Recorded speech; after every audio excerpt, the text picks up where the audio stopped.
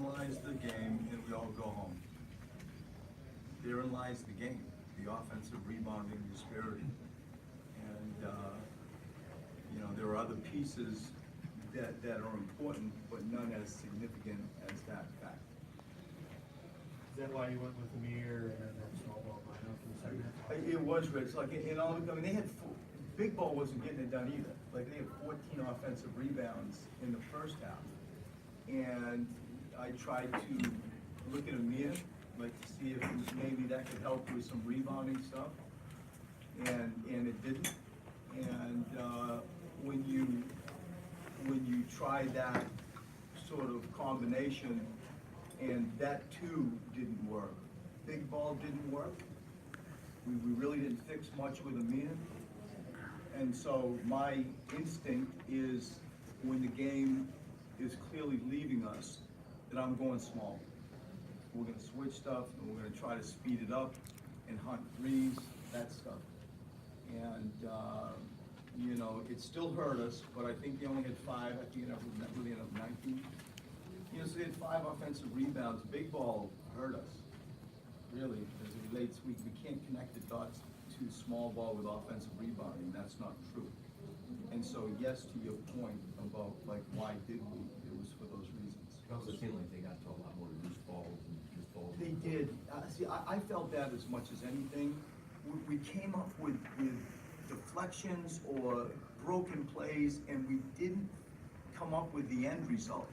I thought initially, we did a pretty good job of busting some stuff up, but to ultimately secure the ball, we didn't do that.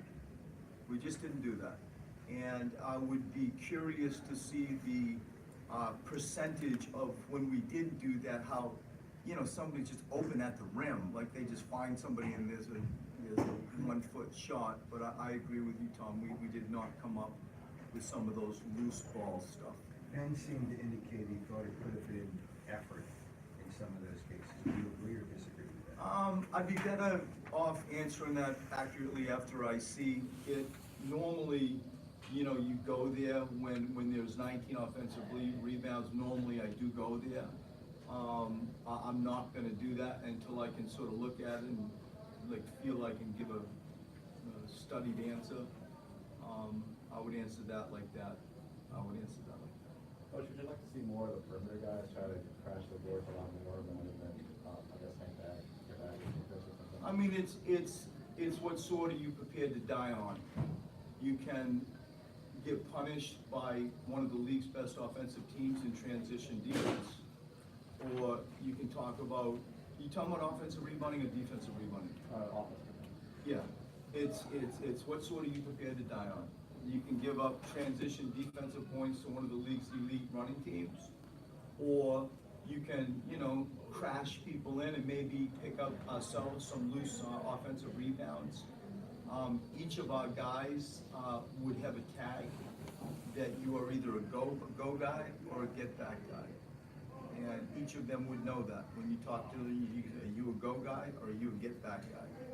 And, that's based on habits. Some of it's a skill set and some of it's trying to walk that line of still defending in transition defense, yet we have you got a flyer that can go to the boards like Ben Simmons. Why would I have my point guard cover the backboard like every other point guard is drilled to do when he's 6'10" and is an athlete? So he's a go guy, as an example. That's how we coach the team and we tag them up. Brett, did you make any thought going back to Jonah in the second half at all? I mean, it gets to a stage where I made a decision to go with Amir over Jonah. And most of that was driven for, I hoped, defensive rebounding purposes. And when we went back with Amir, the game escaped us a little bit more than we had hoped. And at that stage, I felt like the small ball environment was going to be our best chance. Is there a party that says Amir hasn't played an NBA game in almost a month now? A little bit, but I also sat and watched him play courtside last night down in the G League, and I thought he looked good, and I respected his effort. And when you're searching without Joel, and you're reminded of what Amir has done in the past, I'm not afraid to try to resurrect a 13-year NBA veteran. I'm not intimidated by the fact that he has not played the quantity of NBA games. I hold zero regret of giving him that chance. What do you rate this team's habits like? I mean, it's talking last concert about that, considering you. I'm sorry, ask that question. The team's habits. Habits? Yes. Yes. This is like basically your third team in the span of a year. It's hard to develop continuity. What do you see that right now in this process? In relation to habits, or just the challenge of trying to put this thing together? Well, I think it's possible, but it is difficult, in the 12 days or whatever, to create habits with, 5 out of your 10 guys that are new. And that's not a coach crying. So for me, it's sort of inching along and trying to form and let them know in clear ways, these are the habits we hope to establish here in Philadelphia. But it's as much as putting them in a clean environment, something that is accountable and clean. That is the word you should hear, clean. And when you search and scramble and go, small ball, there's not really a lot of cleanliness at times based on continuity, time available. And that's not anybody's fault, that's just the way it is. And so somewhere when habits can sort of collide with structure, then I think you're on the right track. But the structure at this stage with the newness, it just needs to be so simple.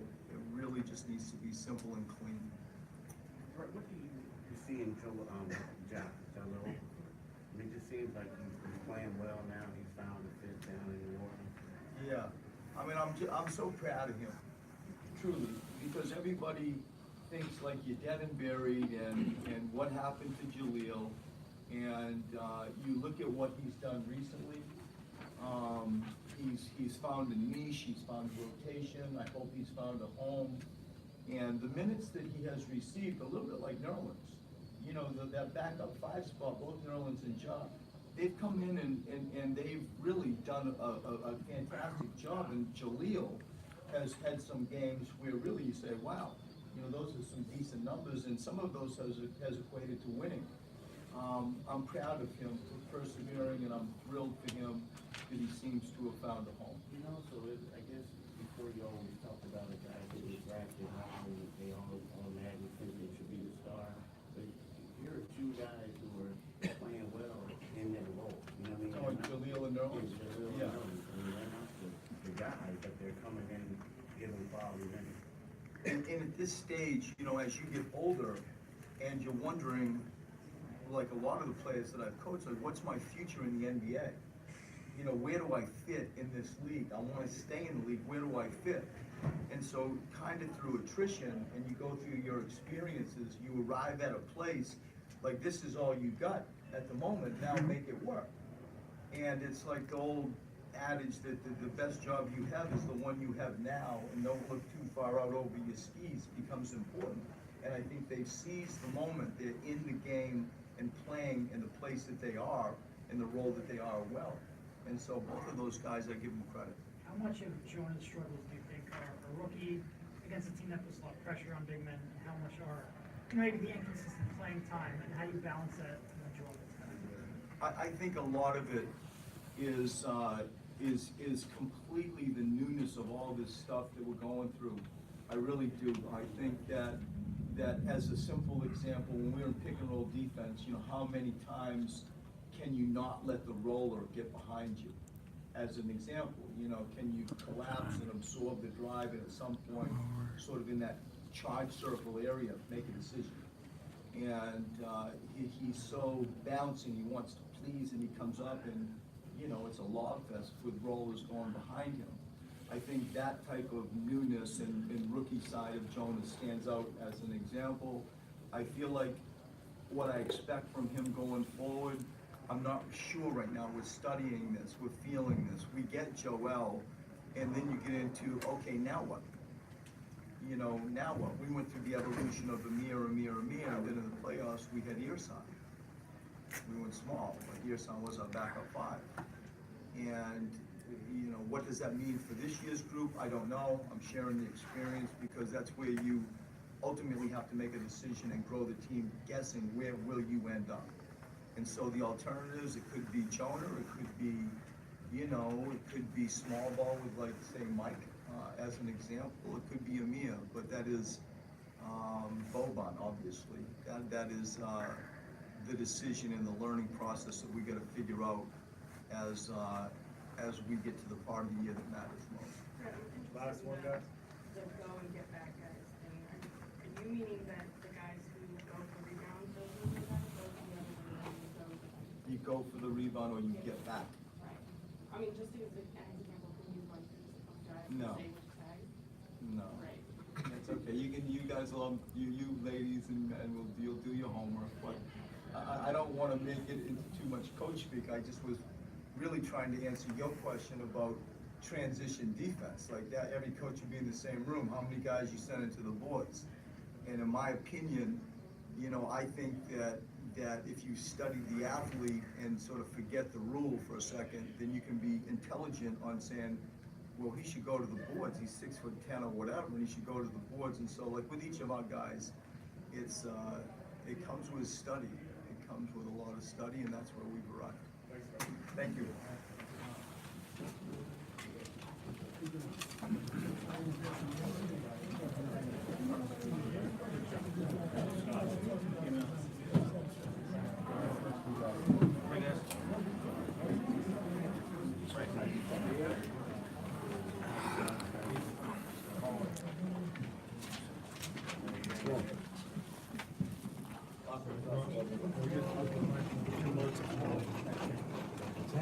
Mike's off.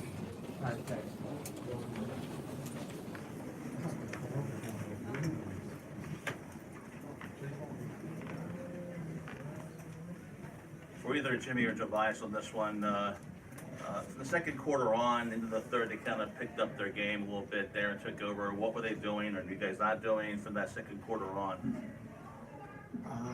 Offensive rebounds is where, you know, that was kind of the name of the game.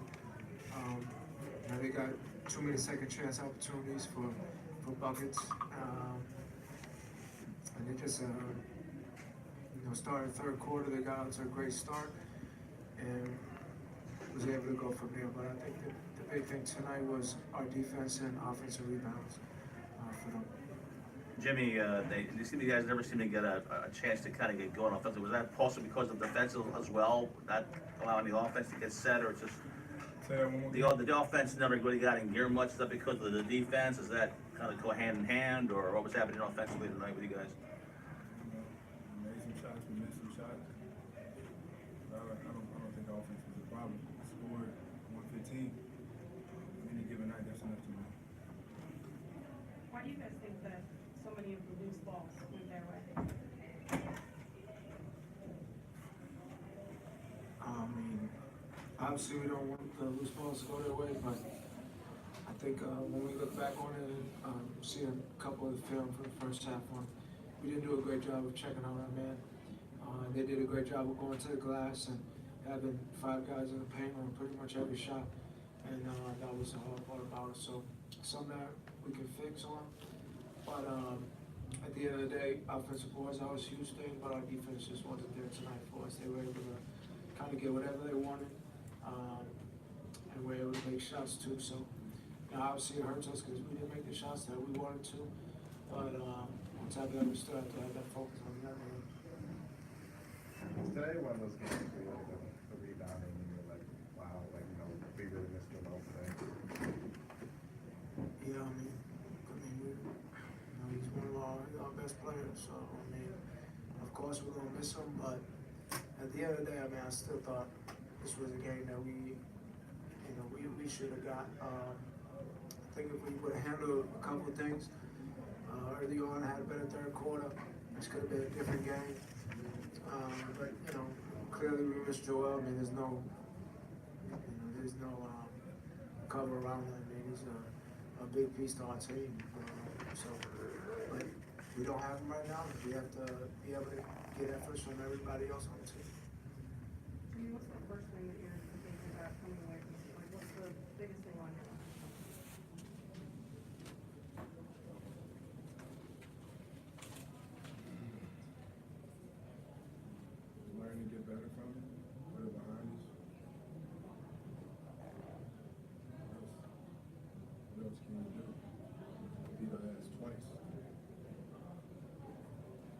why does this particular game seem to, bother is probably the wrong word, but it just, I mean, it's clear by just kind of the aura around you guys right now.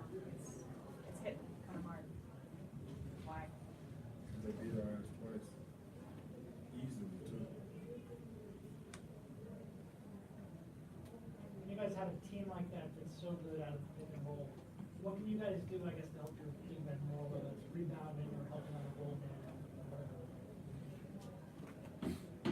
Yeah, I mean, they run a lot of pick and rolls. You know, they're a top team in the Western Conference too. I think, you know, looking back at it, obviously we needed everybody to grab the boards, and we would also have to be willing to give up a part of the game. So if that was the mid-range jumpers, we would be willing to settle with those, even if they made them, and just close out to their threes. But we need to do a better job tonight, just getting to the bodies, being able to contain them on the glass, contain their pick and roll type play. And I think we did a great job of that tonight.